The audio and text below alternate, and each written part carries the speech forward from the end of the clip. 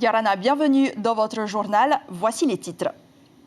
Il était bien parti pour être réélu à la tête de sa commune, mais sa maladie l'a emporté. Jackie Graff est décédé à 77 ans. Le plus ancien maire de Polynésie laisse derrière lui un héritage politique. C'était comme un père pour moi, nous dira une habitante dans ce journal. Et parce qu'il était très aimé, 2 veillées publiques sont organisées. Nous irons à l'hôtel de ville rejoindre Evar Apoto et Maruki Djuri. Le second tour des élections municipales aura bien lieu le 28 juin, sauf avis contraire du Conseil scientifique. Ce scrutin concerne encore 22 communes polynésiennes. Nicole Sanker, députée et représentante à l'Assemblée, s'érige contre cette décision. Elle nous dira si les parlementaires comptent bien maintenir leur recours. Plus de 400 résidents des archipels très impatients ont rejoint leur île natale aujourd'hui. Les avions d'Air Tahiti ont redécollé après 2 mois d'arrêt forcé. Et enfin, la Fédération tahitienne de football voudrait réactiver le calendrier initial des matchs de football après avoir décidé leur annulation la semaine dernière. La décision sera prise en concertation avec l'ensemble des présidents de clubs demain. C'est une page de près d'un demi-siècle d'histoire politique qui se tourne à Paea. Jackie Graff s'en est allé à l'âge de 77 ans la nuit dernière des suites d'une longue maladie. Regardez, cet après-midi, son corps a sillonné une dernière fois la ville de Paea avant de rejoindre sa deuxième maison, l'hôtel de ville, devant une haie d'honneur. Un moment empreint de vive émotion. Il était le plus ancien maire de la Polynésie avec 45 années de mandature à son actif. Depuis 1975, Jackie Graff a vu défiler des générations. Dans cette commune où Jackie Graff a connu ses succès électoraux, nombreux sont ceux qui ne cachent pas leur tristesse en évoquant sa disparition. Thierry Stamfleur, Christian Dezo. Ça fait mal, hein? Pour toi, c'était qui, Jackie Graff? C'est comme un père, c'est comme un patron, c'est tout. Il a fait beaucoup de choses et là, je tremble. Jackie Graff avait beau être très malade, il était là depuis si longtemps que sa disparition a provoqué comme de la sidération à Paea.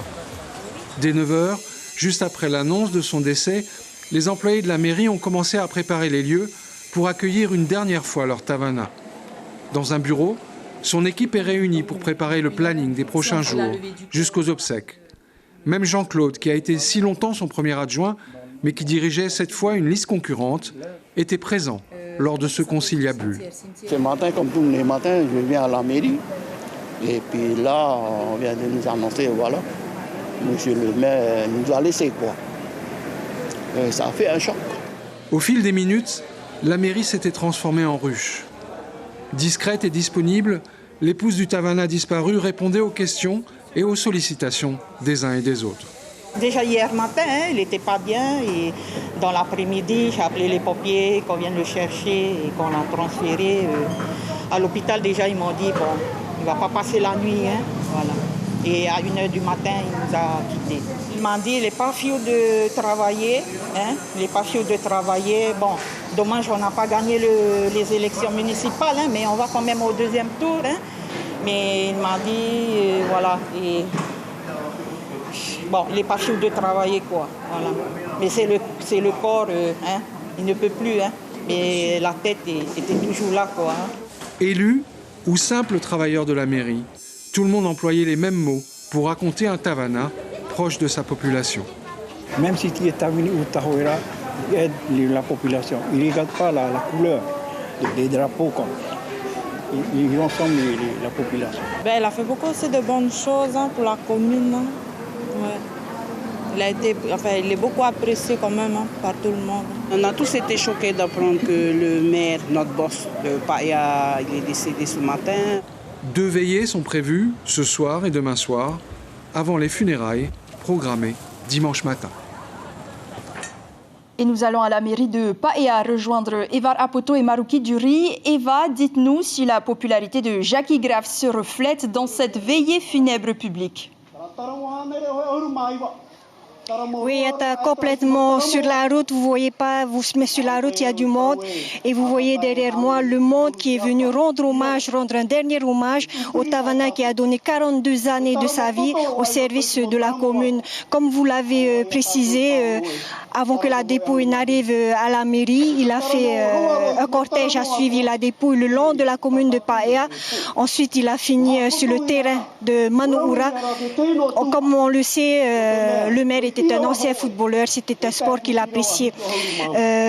À la mairie de Paea, ce sont les employés communaux qui ont accueilli le maire avec une haie d'honneur, un oriro qui a été dit en son honneur. On a même entendu son épouse dire « Bienvenue à toi Tavana dans ta première demeure ». C'est pour dire qu'il était plus à la mairie que dans sa famille. Ce soir, parmi le monde qui a ce soir, j'ai aperçu le président du pays ainsi que quelques ministres qui vont d'ailleurs faire un discours vers la fin de la soirée. Ce soir, les confessions religieuses vont se relayer. Il y aura 4 confessions religieuses qui vont faire la prière. Vers la fin de la cérémonie, tous ceux qui veulent lui rendre un dernier hommage auront la parole. Demain soir, ce sera le même programme. Ce sera le même programme pour demain soir. Par contre, dimanche matin, le corps sera envoyé au temple protestant à 9h30 et l'enterrement se déroulera à 11h dans le cimetière familial. Voilà, Yata. Merci beaucoup, Evar Apoto, pour ces précisions. Le programme est donné. Donc, nos équipes l'avaient rencontré pour la dernière fois avant les élections municipales l'année dernière. Cet homme aux multiples casquettes possède également des talents méconnus du grand public. Le reportage est signé Hayata Buluk et Jérôme Lee. Aimer ses proches, sa famille. Et je pense que si on réunit tous ces ingrédients, on est bon pour servir longtemps la Polynésie française. Toutea, son ami, son bras droit, son conseiller de toujours, le connaît sur le bout des doigts. Il sait d'ailleurs à quel moment il faut rencontrer Tavana et comment lui parler. Car, derrière son air un peu sévère, Jackie Graff cache son vrai visage. C'est un ami, c'est un papa. S'il est là en tant que maire pendant 45 ans, c'est à cause de ça. Sa franchise. Hein? C'est le même son de cloche dans les bureaux. Au premier abord, c'est quelqu'un qui inspire un peu la crainte. Voilà, parce que bon, c'est quelqu'un qui est en poste depuis des années, donc qui inspire la crainte, qui inspire le respect également. Mais moi je reviens dessus, ça peut être un homme généreux. Jackie Graff est à sa mairie tous les matins à 6h30. Il enchaîne les rencontres, les réunions, les tournées dans les quartiers, les séances à l'Assemblée de Polynésie. D'ailleurs, ce matin-là, il doit rencontrer le syndicat des pêcheurs. Il s'inquiète pour l'occupation de leur toute nouvelle marina et de leur port de pêche. Il faut inverser les rôles et c'est à moi de marcher sur la tête des gens. Voilà. Non, j'arrive à m'entendre avec toutes les couches de la population de Paer. Là, il s'agit des pêcheurs et de la coopérative de notre commune. Et j'ai pris l'habitude de discuter avec eux parce que je suis également pêcheur. Et tout se passe bien, il y a des problèmes, mais qu'on essaie de résoudre. Mais Jackie Graff est aussi père de famille. Sa passion pour la pêche, il l'a transmis à un de ses fils et tout ce qui va avec. Je tiens tout ça de lui. Sans lui, c'est pas là. Mais jusqu'au bateau, tout, il me donne son bateau pour travailler. Bon, voilà. Très généreux. Il a ses... Comment on dit ça? Ses atouts et ses défauts. Bon. Le maire de Paea a des talents cachés. Il peint pendant ses temps libres, des instants accrochés sur les murs de son bureau. Et quand on lui pose la question de son successeur, voici ce qu'il répond. Je me sens encore en forme pour tenir quelques années. Mais je réfléchis et je pense que j'ai trouvé la solution. Elle est simple. C'est le prochain conseil municipal qui va décider de la personne qui me remplacera au sein du conseil municipal.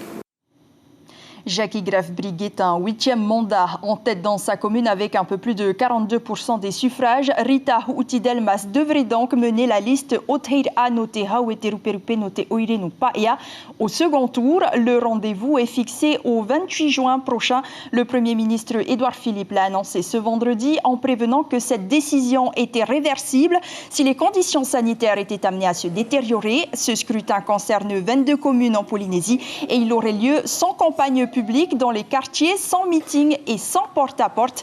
Nicole Sanker, députée, s'est prononcée contre cette date. Elle est en direct avec nous. Nicole Sanker, Yorana, merci d'avoir accepté notre invitation. Dites-nous, est-ce que vous vous sentez lésée ce soir puisque votre demande n'a vraisemblablement pas été entendue? Bonsoir à tous les téléspectateurs. Avant de vous répondre, je souhaite adresser mes sincères condoléances à la famille de Jackie Graff, à sa femme et à toute la population de Paea. Donc, pour revenir au sujet, nous nous y attendions. Le collectif, en fait, a voulu exprimer publiquement son avis sur l'organisation de ce second tour au mois de juin. Nous pensions que les conditions n'étaient pas réunies à cause du risque sanitaire, de la dégradation de la situation économique du pays et surtout un gros doute sur la sincérité du scrutin. Nous n'avons pas été consultés ni par l'État, ni par les autorités du pays. Donc, c'est pour ça qu'on a voulu exprimer notre avis publiquement. Aujourd'hui, on prend acte de la décision de l'État d'organiser ce scrutin le 28 juin. Donc, nous confirmons notre présence, évidemment, lors de ce scrutin. Mais par contre, nous souhaitons dire que nous ne serons pas responsables, après ce scrutin, d'une recrudescence de l'épidémie ou de quelques recours, parce que nous considérons encore une fois qu'il s'est passé un temps où des candidats étaient confinés, d'autres ont été très exposés médiatiquement et par conséquent, voilà, c'est ce que nous voulons en tous les cas dire à la population. Et donc vous maintenez votre volonté de déposer des recours? Oui, ça viendra après le scrutin, bien entendu, mais il faut savoir que dans l'annonce qui a été faite aujourd'hui par Édouard Philippe, il va proposer un décret le 27 mai pour l'organisation de ce second tour le 28 juin, mais en même temps, ce scrutin du 28 juin n'est pas assuré, puisque le Conseil des scientifiques sera encore interrogé 15 jours avant, et en même temps que le décret va sortir, le gouvernement va proposer une loi prévoyant l'annulation du scrutin du 28 juin pour un report au mois de janvier. Donc, comme en France, comme ici, le risque sanitaire est toujours présent, ce qui va évidemment influencer les électeurs. Certains, comme au premier tour, ne viendront pas voter et d'autres, par rapport à toutes les distributions auxquelles on a pu assister, eux viendront voter. Merci. Donc, c'est ça qu'on aimerait exprimer ce soir en tout cas. Merci beaucoup Nicole Sanker d'avoir été en direct avec nous dans ce journal. Effectivement, notez que la confirmation définitive de ce scrutin au 28 juin sera faite dans 2 semaines après un nouvel avis du Conseil scientifique. Au plan sanitaire, pas de nouveaux cas de coronavirus déclarés dans la population polynésienne. Un nouveau carré épidémiologique s'ajoute au bilan. Vous le voyez, il s'agit des personnes atteintes de la maladie en transit sur le Fénois. Ce bilan reste établi à 29, donc il concerne les marins du bateau de pêche équatorien. L'un d'entre eux est hospitalisé au CHT de Taoni. Pour les membres d'équipage restés à bord et testés positifs au coronavirus, le bateau reste dans une zone déterminée, réservée aux quarantaines maritimes. Les habitants de Nukuhiva se disent rassurés et surtout soulagés que le navire de pêche ait quitté les eaux de l'archipel. Marie Curva a recueilli quelques témoignages sur place. Je serai rassurée à partir du moment que le bateau soit au large de Nukuhiva et démarqué. Et ça serait bien aussi que tous ceux qui étaient présents, pas que les services médicaux, mais aussi la commune, le personnel de les pompiers municipales, les pompiers, se font dépister. Au cas où, on ne sait jamais que ça s'est propagé aussi autour.